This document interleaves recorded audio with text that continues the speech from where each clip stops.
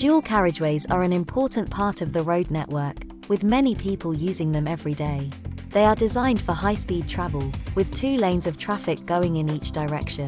However, merging onto these roads can be challenging for some drivers. Here are some tips to help you merge onto dual carriageways safely and smoothly. Merging onto dual carriageways can be a daunting experience for any driver.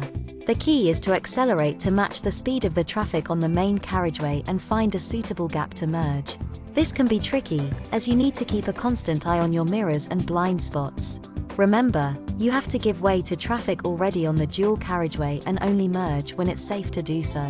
Take your time, signal your intentions clearly, and remember to stay alert at all times. When merging onto a dual carriageway, it's important to use your mirrors to check for any oncoming traffic. Accelerate to match the speed of the traffic already on the road, and signal to let other drivers know your intention to merge. Use the slip road to build up speed and merge smoothly and safely into the flow of traffic. Remember to keep a safe distance from the car in front of you and maintain a steady speed.